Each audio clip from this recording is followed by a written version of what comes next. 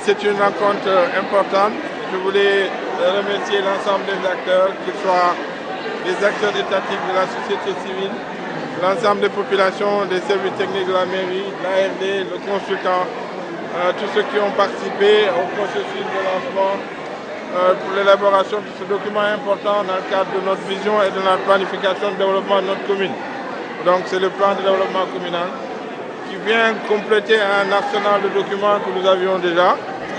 Donc le plan directeur d'urbanisme que nous allons bien entendu réviser, le plan directeur d'assainissement, le PIC, le plan d'investissement communal, maintenant qui est intégré dans ce plan de développement communal. Donc tous ces instruments vont nous permettre d'avoir une vision, une planification et une action beaucoup plus facile dans la conduite des affaires de notre côté, de notre cité. Donc je voulais vraiment me réjouir de ce lancement.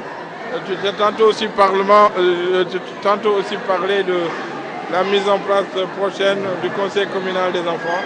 Donc tous ces instruments, l'ensemble de ces mesures nous permettront d'avoir vraiment une action beaucoup plus visible, une action beaucoup plus planifiée, une action beaucoup plus facile à mettre en œuvre et dans laquelle l'ensemble des acteurs, bien entendu, seront partie prenante.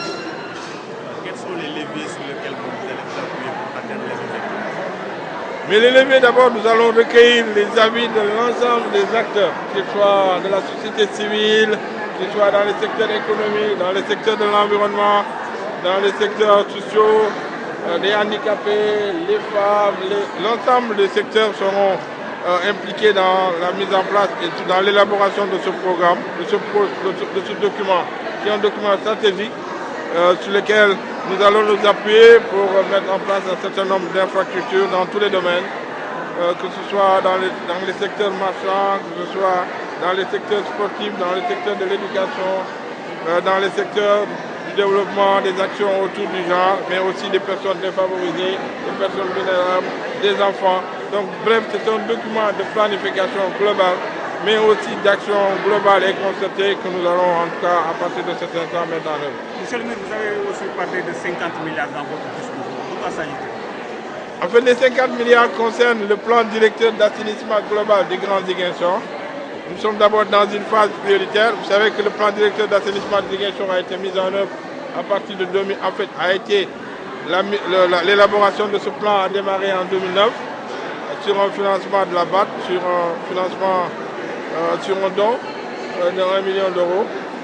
Ce processus a été terminé en 2011, ce qui a permis d'ailleurs de lancer le processus de financement.